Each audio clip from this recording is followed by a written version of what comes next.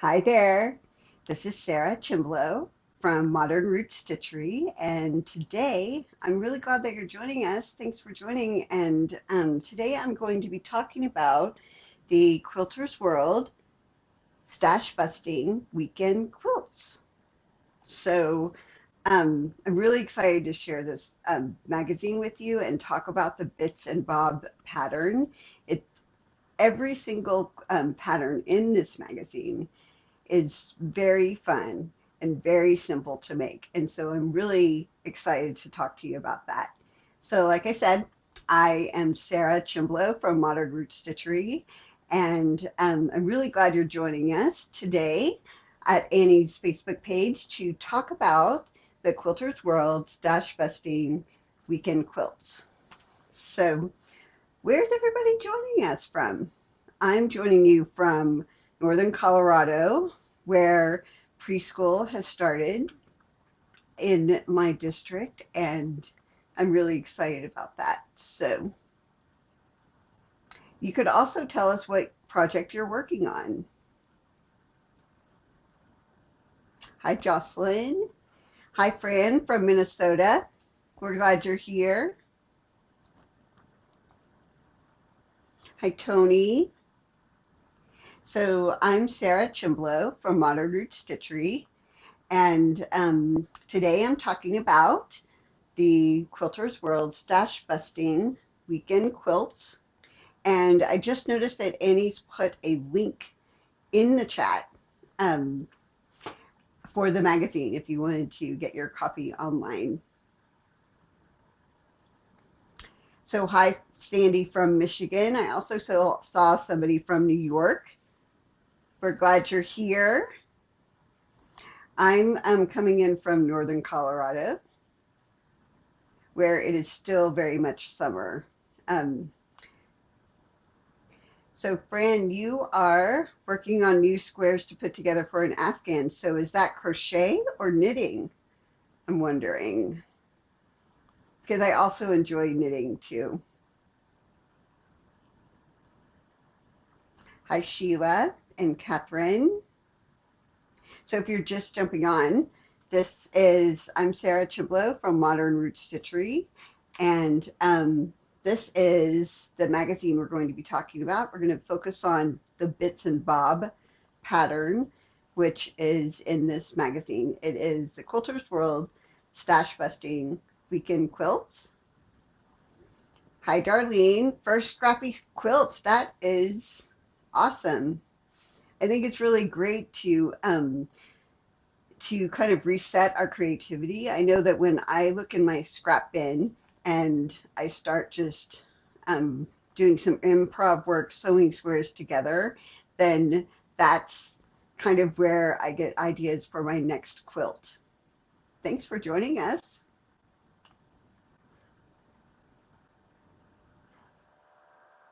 So, anyway, it's about that time. So it's noon Eastern time. So let's get started. Here is the magazine that we're going to be talking about.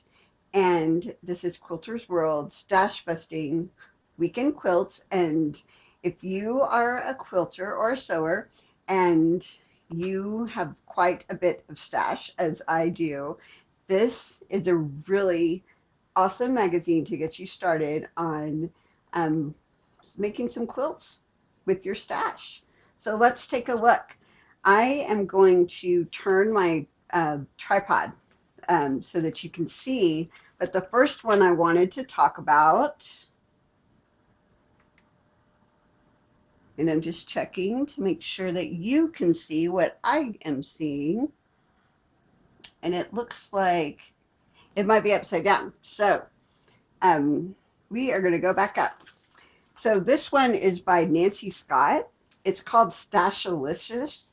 And if you look at the design, any of your large prints would really work with this quilt.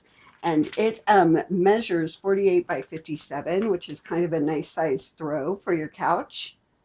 So this quilt is perfect for for all those large prints. Like I'm thinking Anna Maria Horner you know, maybe even your tulip pink, maybe some K faucet.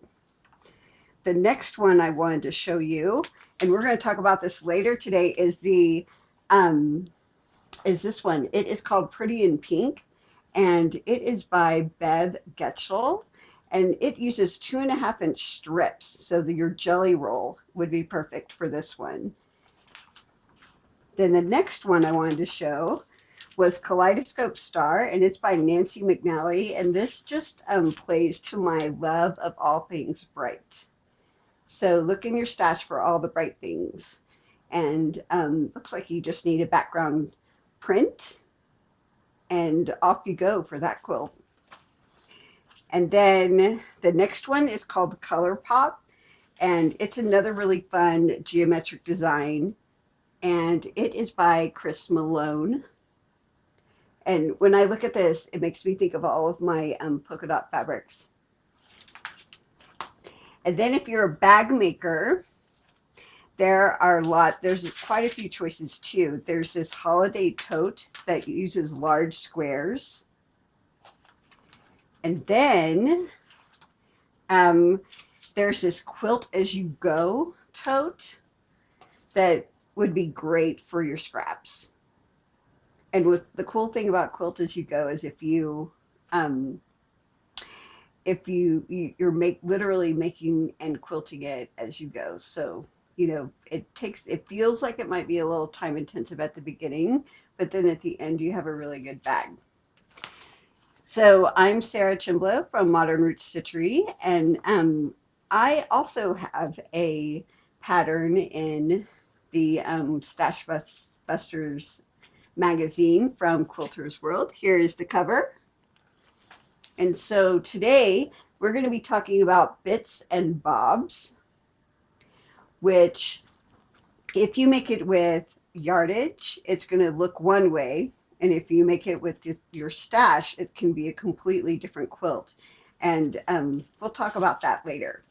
So I wanted to show you the colorway that I used today. So I picked a light pink, a yellow, a dark pink, and then I picked Sugar by Sarah Watts. It's a cream with this really fun hot pink. But I wanted to show you the feature print, and that is from Damask Love. It's called Girl Power, and it's made by Riley Blake. And the neat thing about this is that there is fun lightning bolts, which is kind of on trend right now. And then there's this one print that comes in multiple colors that looks like doodles. And then there's also a flower print, and also there's a print that includes hands, and then there's also a print that has different faces that's really cute, and it's in my block. So let me show you exactly what is Bits and Bobs. It is a very simple take on the 9 patch. So here is block 1, and that, if you notice, it's just 4 half square triangles, 4 squares in the middle between those, and then a focal print, and that's the face print that I mentioned that's in the Girl Power line. It's been out for a couple of years, so not sure if you can get it, but it was in my stash. The other one I wanted to show you, this is the other block. It's also just a very simple design, a 9 patch, but instead of the squares, we have, I've split it into 2 rectangles and sewn those together. So again, it's just the half square triangles, nice large rectangles with a center focal fabric. All right, so let's talk about those half square triangles. One way you can do it is by cutting out your squares like you need them to be 4.5 finished. So you could cut them you could cut 2 squares, and you could draw a line, sew on the line, and then cut cut a 1/4 inch away. That way will give you a lot of scraps to throw in your scrap bin. One of the ways that I have embraced is making them two at a time. So two at a time, you really have to kind of know yourself as a quilter and know your 1/4 inch seam and how accurate it is. But you can cut them, you can cut your initial squares up to 1 inch more than the square, the unfinished size that you want to end up with. So in this case, you need them to be 4.5 inches square. So I like to go on I like to edge on the, kind of hedge my bets a little bit, and I like to go larger than too small. So in this case, I cut mine 5.5 inches square. And then I have this really cool ruler by Omnigrid that I discovered that's 1/2 inch wide. And so you take that ruler and you line it up, and I use a air erasable pen by Soline, and you're going to draw your lines on both sides. Then you're going to sew on those lines. And then you use your, got my square on my cutting table underneath, and I'm just going to use my rotary cutter, line up your 1/4 inch line on one of the lines that you just sewed, and then you have two. So then you're going to press this, and I like to use my block lock ruler to be accurate. So you would trim it to 4.5. Hi, Kathy. So that's one way. But then I started making quilts with lots of half square triangles, like a lot, like big, big blocks with a lot of half square triangles. And I researched online and found a different way to do it. So this way, you're making them 4 at a time. And so 4 at a time will require that you have a little bit more yardage, but there's a formula that you can use. So, and I have to check my notes because it's a really weird number, but you want to take your unfinished size. So in this case, it's 4.5 is our unfinished size. And you're going to divide it by 0.64. And so when I do that, I got a strange number. I got the 7.03, and that just felt a little bit weird. So I'd rather cut them a little bit bigger and have to trim than to cut them right at like 7.1 and be, scared that I wouldn't get that exact 4.5 inch square. So I cut mine at 7.25. Then the way that you do this is you line up everything and pin, and then you sew a 1/4 inch seam all the way around. So you just keep going and going and going, and then you cut on the diagonal. So I'm looking down right now so that I can line everything up. And I just made one cut. And now I turn my ruler, not the fabric. And if you have one of those rulers that spins for you, that's perfect too. So I'm going to cut on the other diagonal, and look at this. Didn't quite go through all the way. So, and I also have my cutting board on my ironing table, which might be the reason why I had to make another cut. But here you go. So now you have your 4 half square triangles that you're ready to trim down to 4.5. So we just covered 2 different ways to make half square triangles, which, the 2 at a time is is pretty standard right now, but the 4 at a time I hadn't seen in a while. So again, the you want to take your unfinished size of your half square triangles and you want to divide by 0.64, and you're probably going to get a really weird number, but I would round up a quarter inch just to give yourself some space. So anyway, so I showed you the blocks. Here's block 1 of bits and bobs. And then here is the other of bits and bobs. So now I wanted to take a moment to show you some mock-ups. So I design in EQ8, which is just a really great program.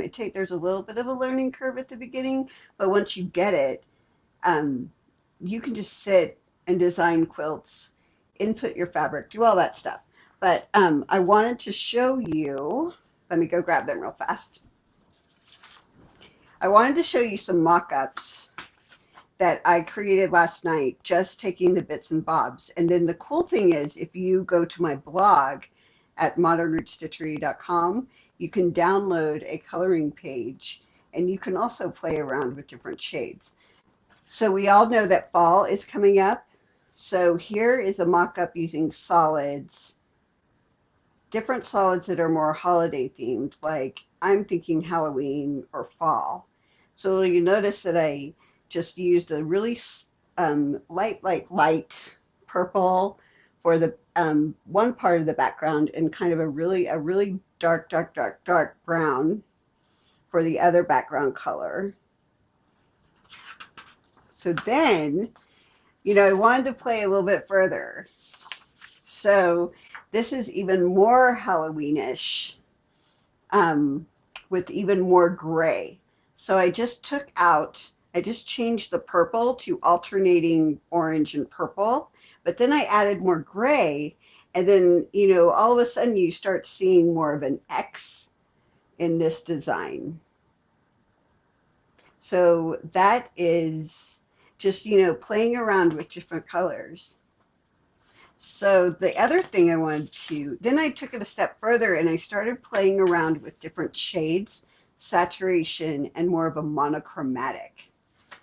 So this is a grayscale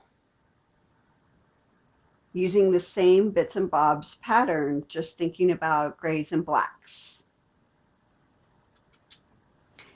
And I also kept the purple. It looks really gray to me from far away. So then I wanted to take it a step further, because the fun thing about traditional quilts is that if you start playing around with the colors that you use, the size of the block, and if you start just thinking about, like, how can I make this look more modern, then I tend to go towards a monochromatic design. And so I wanted to show you this. So this is just a little bit more modern.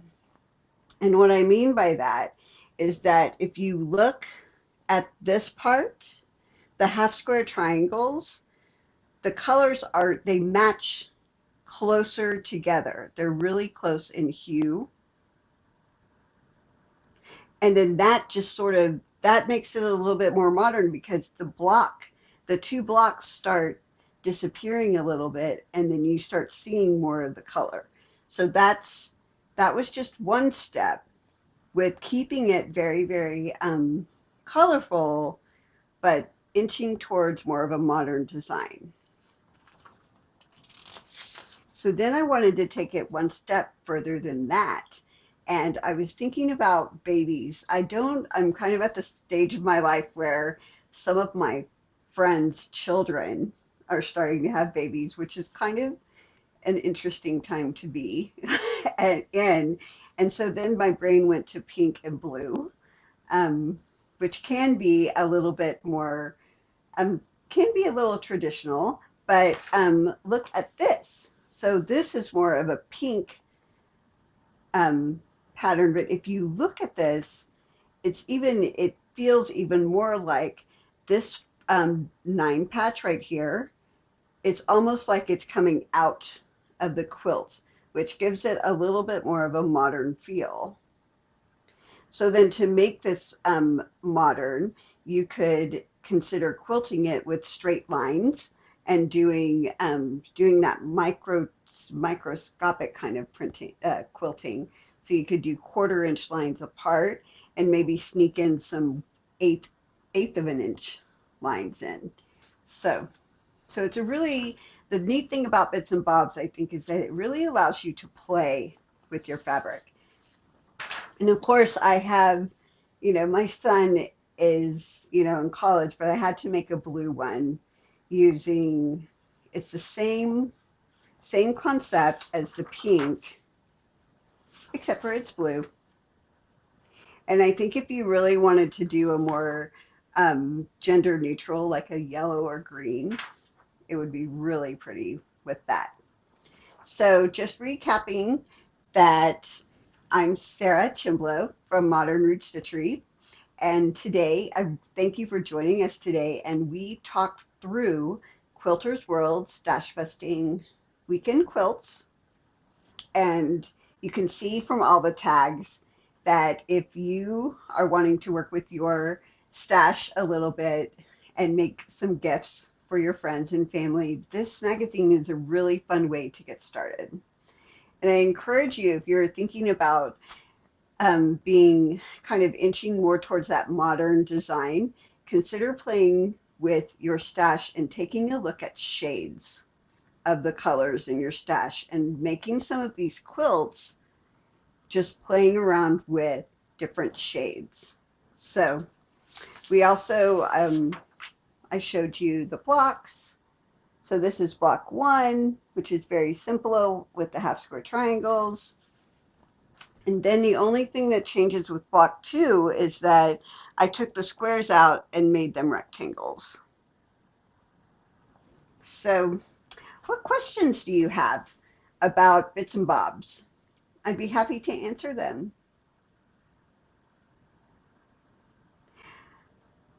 And then the other thing we talked about was 4 at a time half square triangles, as well as 2 at a time half square triangles, which creates a little less waste when you're doing those half square triangles. So thanks for joining us today. Are there any questions about what we talked about with half square triangles? I can tell you the formula again for making half square triangles 4 at a time. You're going to take your unfinished size of your block and you're going to divide it by 0.64. And that will give you your squares that you need to make 4 at a time. If you want to err on the side of bigger so that you can trim down, I would consider adding 0.25 to the number that you get. And Fran, you like working with 5-inch charm packs? The cool thing about this quilt is that you can use those charm packs that you have. And then Gala, yes, it will be available for a re-watch later. But yeah, the formula just kind of blew my mind because, making 2 at a time, 2 half square triangles at a time can get a little bit monotonous with, just sewing on both sides of the line and then trim, and then you just feel like you have mountains of half square triangles to trim. I think the 4 at a time really makes it feel like there's a little less step. And especially the sewing, taking your square at the 4, when you're doing the 4 at a time, you can listen to an audiobook, which is what I like to do, or a podcast, while you're just making those 1/4-inch seams all the way around those squares. So the 4 at a time half square triangles really makes it a lot easier. So if you're just joining us, yes, thanks, Fran. And oh, the slotted trimmers for half square triangles, that is awesome, Darlene. One of my um, favorite tools for Husker triangles is the block lock um, one, because it has that little space, that little notch on the inside that helps you stay accurate. And then if you look at mine, it's also kind of cloudy, and it's because I found this spray that allows you, and when you spray it on the back of your ruler, it makes it a little bit tacky, so you have less slipping. Yes, awesome, Gayla. I'm glad that you like the block lock too. So thanks for joining me to talk about bits and bobs with Annie's latest magazine, the Stash Busting Weekend Quilts. I'm Sarah Chimblow from Modern Root Stitchery, and I'd love for you to join me on Instagram. You can also join my newsletter. Um, I post a newsletter about once every 4 to 6 weeks, and I try to include just information on what is helping me sew faster and make fun big blocks. That those two things allow me to make those big geometric quilts that I love to design so much. So thanks for joining me. I hope you have some time to sew today. Take care.